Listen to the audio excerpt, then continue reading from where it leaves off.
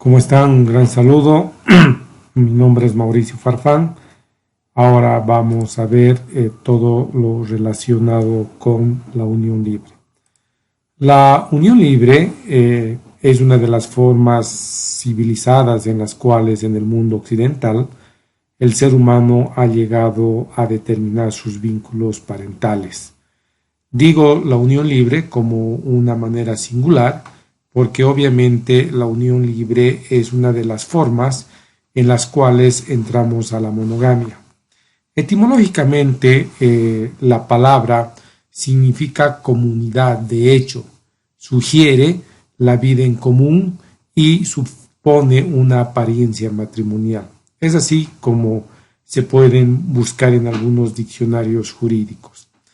El concubinato o concubinus aparece en la legislación justiniana en Roma y obviamente se conoce con el título de concubinus. Para nosotros, en términos generales, el concubinato o unión libre o de hecho es la convivencia de hecho entre un hombre y una mujer en forma estable y singular. Sin ser casados, hacen vida maritable con los efectos que reconoce la ley y las relaciones personales y patrimoniales. Esto significa que el concubinato, o también llamadas unión libre o de hecho, es una institución natural de orden pública con un consentimiento común entre varón y mujer y obviamente tiene muchos fines y uno de esos puede ser la perpetuidad de la especie. Entonces, nosotros vamos a entrar al ámbito normativo con el objeto de que podamos saber cuáles son los antecedentes en la legislación boliviana con referencia al concubinato. En el Incario, el matrimonio era obligatorio y era como el Sirhuñacu o Antanacu, que eran instituciones que en el transcurso del tiempo se han ido perdiendo, que era una prueba. Después tenemos en la traducción del Código Santa Cruz, que era una copia del Código Napoleónico, en 1831 se legislaba sobre las relaciones matrimoniales y no tanto como las relaciones concubinarias o las uniones libres. No se olviden que Napoleón sí introdujo el tema del matrimonio civil. Por tanto, se desconocía sobre la unión libre y conyugal, porque no olvidemos el bagaje histórico de la corona española con referencia al catolicismo. Posteriormente tenemos la ley del matrimonio civil que data de 1911 como antecedentes para llegar a definir constitucionalmente lo que es la unión libre.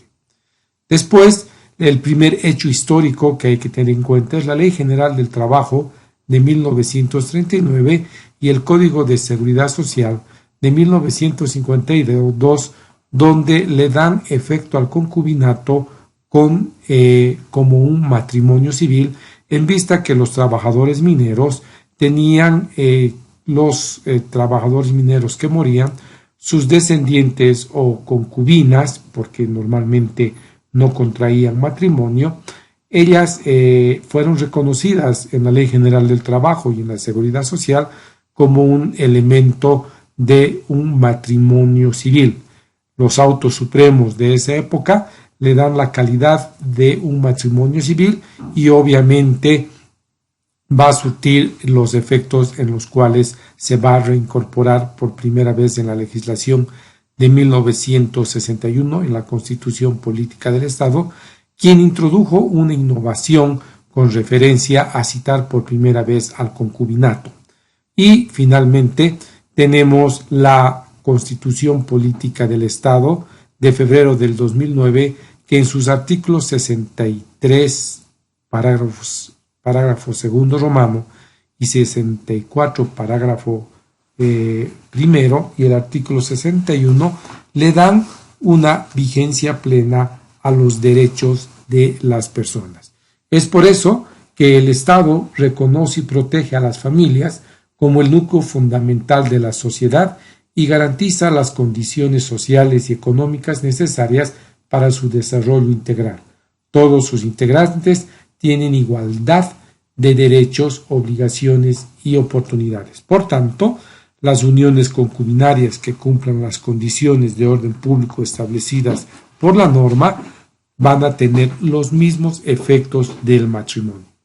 El código abrogado en la ley 996, el Código de la Familia, establecía a la unión libre en su artículo 58. Ahora bien, el artículo 63 y 64 determinan que las uniones libres o de hecho que reúnan condiciones de estabilidad y singularidad y sean mantenidas entre mujer y un varón sin impedimento legal, producirán los mismos efectos que el matrimonio civil, tanto en las relaciones personales y patrimoniales de los convivientes como en lo que respecta a las hijas e hijos adoptados o nacidos dentro de ella. Por tanto, las uniones libres están en las mismas condiciones y en los mismos efectos que puede producir el matrimonio.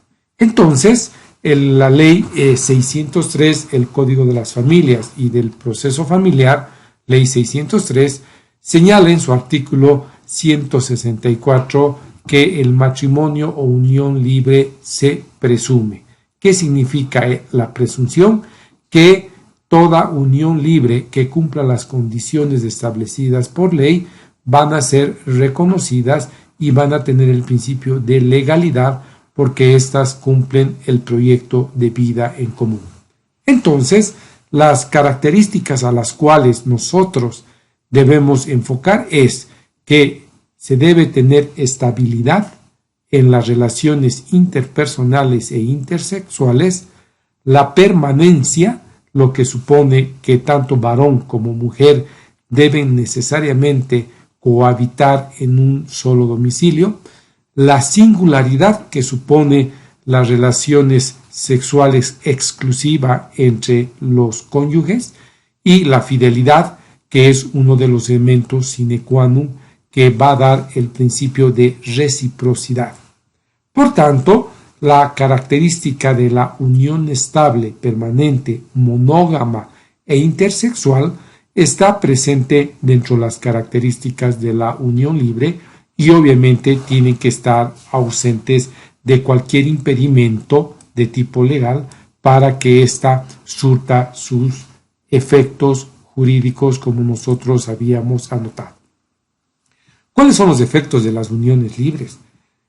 Leída la Constitución y el reconocimiento de la unión libre, los efectos que produce son dos: los efectos personales y los efectos patrimoniales. Los efectos patrimoniales de las uniones libres tienen con relación a los bienes comunes y a las cargas y a los bienes propios.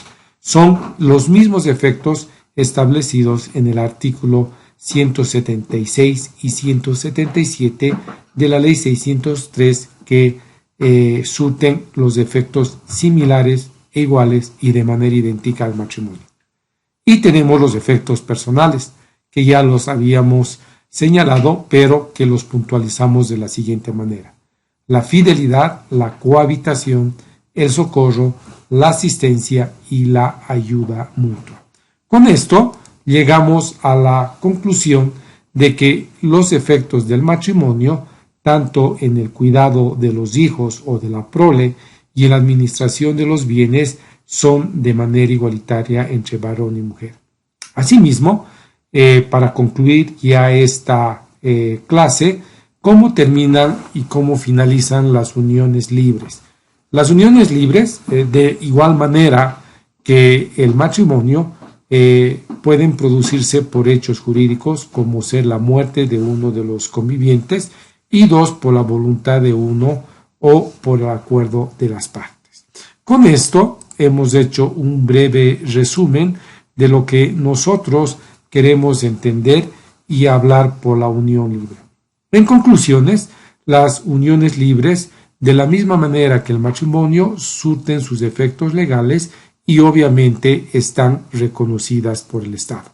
Con este breve resumen estaremos en la próxima grabación con otras instituciones jurídicas del derecho de las familias y del proceso familiar. Un gran saludo y me despido con las consideraciones del caso.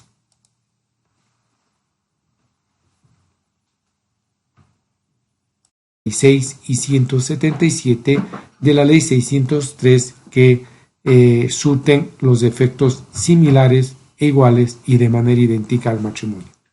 Y tenemos los efectos personales, que ya los habíamos señalado, pero que los puntualizamos de la siguiente manera: la fidelidad, la cohabitación, el socorro, la asistencia y la ayuda mutua.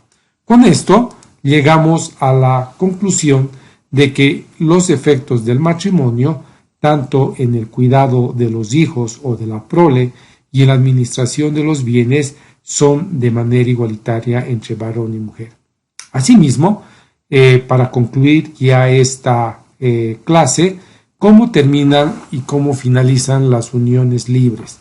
Las uniones libres, de igual manera que el matrimonio, pueden producirse por hechos jurídicos como ser la muerte de uno de los convivientes y dos, por la voluntad de uno o por el acuerdo de las partes. Con esto hemos hecho un breve resumen de lo que nosotros queremos entender y hablar por la unión libre. En conclusiones, las uniones libres, de la misma manera que el matrimonio, surten sus efectos legales y obviamente están reconocidas por el Estado. Con este breve resumen estaremos en la próxima grabación con otras instituciones jurídicas del derecho de las familias y del proceso familiar. Un gran saludo y me despido con las consideraciones del caso.